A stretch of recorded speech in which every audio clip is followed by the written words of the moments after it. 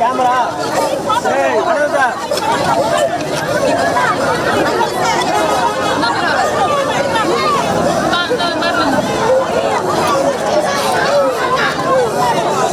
சென்னை நுங்கம்பாக்கத்தில் இடைநிலை ஆசிரியர்கள் போராட்டத்தின் போது அங்கு ஒரு ஆசிரியை மயங்கி விழுந்திருக்கிறார். அது தொடர்பான அந்த காட்சிகளை பார்த்து வருகிறோம்.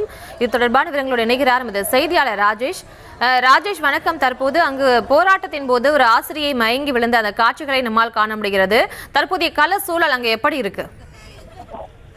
பிரியங்கா, இடைநிலை ஆசிரியர்கள் சம வேலைக்கு சம ஊதியம் என்ற கோரிக்கையை வலியுறுத்தி அவர்கள் டிபிஐ முற்றுகை போராட்டத்தில் ஈடுபட்டிருக்கக்கூடிய நிலையில அவர்கள் தற்போது அந்த சாலை மறியலாகவும் இது மாறி இருக்கின்றது. நடு சாலையிலே ஆசிரியர்கள் அமர்ந்து தர்ணா போராட்டத்திலே ஈடுபட்டிருக்கின்றார்கள். அந்த ஆசிரியர்களை அங்கிருந்து அகற்றி அவர்களை அந்த சாலையிலிருந்து அவர்களை அப்புறப்படுத்தி வாகனங்களில் ஏற்றி அந்த மண்டபங்களுக்கு அழைத்து செல்வதற்கான முயற்சியிலே காவல்துறையினர் ஈடுபட்டு வருகின்றார்கள். இந்த இடத்திலே ஏராளமான பெண் ஆசிரியர்கள் அவர்கள் கண்ணீர் விட்டு அழக்கூடிய காட்சியை பார்க்க முடிகின்றது. ஒரு பெண் ஆசிரியை தற்போது மயங்கி விழுந்திருக்கின்றார். அவரை உடனடியாக மருத்துவமனைக்கு அழைத்து செல்வதற்கான முயற்சியிலே காவலர்கள் ஈடுபட்டுக் கொண்டிருக்கின்றார்கள். தொடர்ந்து இவர்களுடைய அந்த கோரிக்கை என்பது 15 ஆண்டுகளுக்கும் மேலாக இருந்து கொண்டிருக்கிறது.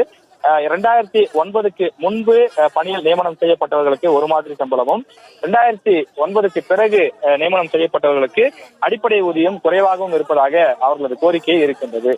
திமுக கொடுத்த தேர்தல் வாக்குறுதி எண் 311 படி எங்களுடைய கோரிக்கையை நிறைவேற்ற வேண்டும். நீங்கள் சொன்ன வாக்குறுதியை தானே நாங்கள் கேட்கிறோம். நாங்கள் ஒன்றும் புதிதாக எதையும் கேட்கவில்லையே. 4.5 ஆண்டு காலமாக நீங்கள் செய்வீர்கள் என்று நாங்கள் தொடர்ந்து நம்பிக்கொண்டிருந்தோம். ஆனால் செய்யவில்லையே என்று அவர்கள் கோஷங்களை எழுப்புகிறார்கள். கையில் பதாகைகளையும் எடுத்து வந்திருக்கிறார்கள். இந்த இடைநிலை ஆசிரியர்கள் பொறுத்தவரையிலே 1 முதல் 8ஆம் வகுப்பு வரை தமிழ்நாடு முழுவதும் இருக்கக்கூடிய பல்வேறு அரசு பள்ளிகளில் பணியாற்றக்கூடியவர்கள். இவர்களுடைய அந்த கோரிக்கை என்பது கடந்த 15 ஆண்டுகளாக, அதாவது 2010க்கு பிறகு இவர்கள் தொடர்ந்து பல்வேறு கட்ட போராட்டங்களை நடத்தி கொண்டிருக்கிறார்கள். கடந்த அதிமுக ஆட்சி காலத்திலும் இவர்கள் பல கட்ட போராட்டங்களை நடத்தினார்கள். இந்த விவகாரத்திலே சுமார் 20,000 பேர் பாதிக்கப்பட்டிருக்கக்கூடிய நிலையில் எங்களுக்கு அந்த அடிப்படை ஊதியத்தை உயர்த்தி கொடுக்க வேண்டும். எங்களுக்கு முன்பு பணியில் அமர்த்தப்பட்டவர்களும் நாங்களும் ஒரே வகுப்பறையிலே ஒரே பள்ளியில் தான் பாடம் நடத்துகிறோம். ஆனால் அவர்களுக்கு கூடுதலான சம்பளமும் எங்களுக்கு குறைவான சம்பளமும் கொடுப்பதை ஏற்றுக்கொள்ள முடியாது. எனவே சம வேலைக்கு சம ஊதியம் வேண்டும் என்று அவர்கள் கோரிக்கை வைக்கிறார்கள். நாம் தற்போது பார்க்கிறோம், டிபிஐ வளாகத்திற்கு வெளியிலே ஒரு போர்க்களம் போல காட்சியளிக்கிறது. நூற்றுக்கணக்கான ஆசிரியர்கள் தொடர்ந்து வந்த வண்ணமாக இருக்கின்றார்கள். இங்கே 100க்கும் மேற்பட்ட காவலர்கள் குவிக்கப்பட்டிருக்கிறார்கள்.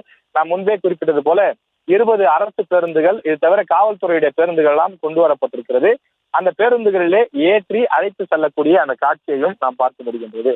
பலரும் இந்த அரையாண்டு விடுமுறை என்பதனாலே மாணவர்களுக்கு பாதிப்பு இல்லாமல் இந்த போராட்டத்தை நடத்த வேண்டும் என்ற நோக்கத்தோடு இந்த அரையாண்டு விடுமுறையில் போராட வந்திருப்பதாக ஆசிரியர்கள் தெரிவிக்கின்றார்கள்.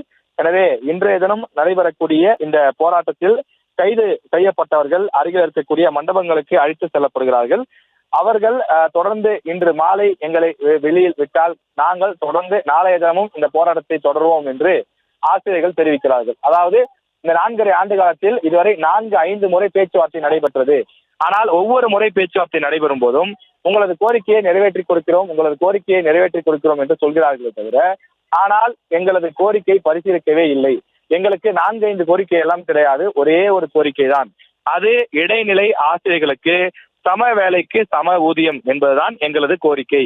எனவே எங்களுக்கு அந்த நியாயமான ஊதியம் கிடைக்கும் வரை எங்களது போராட்டம் ஓயாது என்று ஆசிரியர்கள் போராட்டத்திலே குவித்திருக்கிறார்கள். இங்கே வந்திருக்கக்கூடியவர்களை நாம் விசாரிக்கும் போது கன்னியாகுமரி முதல் திருவள்ளூர் மாவட்டம் வரை பல்வேறு மாவட்டங்களிலிருந்து அவர்கள் வந்திருக்கிறார்கள். ஆண் பெண் என இருபால் ஆசிரியர் பெருமக்களும் வந்திருக்கின்றார்கள். அவர்கள் தற்போது தமிழ்நாட்டில் இருக்கக்கூடிய அரசு தொடக்க மற்றும் உயர்நிலை பள்ளிகளிலே பணியாற்றக்கூடியவர்கள். 1 முதல் 8ஆம் வகுப்பு வரை இருக்கக்கூடிய மாணவர்களுக்கு தமிழ் முதல் சமூக அறிவியல் வரை பல்வேறு பாடங்களை நடத்தக்கூடியவர்கள். அந்த ஆசிரியர்கள் தற்போது போராட்டத்திலே ஈடுபட்டு வருகிறார்கள். அவர்கள் டிபிஐயின் முன்பு உள்ளே செல்வதற்கு முற்பட்ட போது தடுத்து நிறுத்தப்பட்டார்கள். உடனடியாக டிபிஐ வளாகத்திற்கு வெளியில் இருக்கக்கூடிய பிரதான சாலை நுங்கம்பாக்கம் கோடம்பாக்கம் அந்த பிரதான சாலையிலே அமர்ந்து விட்டார்கள். அவ்வாறு சாலையில் அமர்வது சட்டப்படி குற்றம். இது தர்ணா போராட்டத்திற்கு அனுமதி கிடையாது. இது போராட்டத்திற்கு அனுமதிக்கப்பட்ட இடமும் கிடையாது. உடனடியாக இங்கிருந்து கலைந்து செல்ல வேண்டும் என்று காவலர்கள் வலியுறுத்தினார்கள். ஆனால் யாரும் கலைந்து செல்வதற்கு தயாராக இல்லை என்பதனாலே காவல்துறை வாகனங்களை எடுத்து வந்து உடனடியாக அந்த போராட்டத்தில் தர்ணா போராட்டத்தில் ஈடுபட்ட ஆசிரியர்களை குண்டுக்கட்டாக தூக்கி போராட்டத்தில் ஈடுபட்டவர்களை கைது செய்கிறார்கள். ஆசிரியர்கள் பலரும் கண்ணீர் விட்டு அழுவதை பார்க்க முடிகிறது. நாங்கள் எங்களுடைய நியாயமான போராட்டத்திற்கு குரல் கொடுக்கிறோம், நீங்கள் எதற்காக எங்களை கைது செய்கிறீர்கள்? டிபிஐ என்பது ஆசிரியர்களுக்கான ஒரு இடம். இந்த இடத்தில் நாங்கள் போராடாமல் வேறு எங்கு சென்று நாங்கள் போராட முடியும்? எங்களை போராட அனுமதிக்க வேண்டும், எங்களை இங்கிருந்து குண்டுக்கட்டாக தூக்கி செல்லக்கூடாது என்று கத்தி கதறி கொண்டிருக்கிறார்கள். ஆசிரியர்கள் ஒருவர் பின் ஒருவராக அந்த வாகனங்களிலே ஏற்றி அழைத்து செல்லப்பட்டு கொண்டே இருக்கிறார்கள்.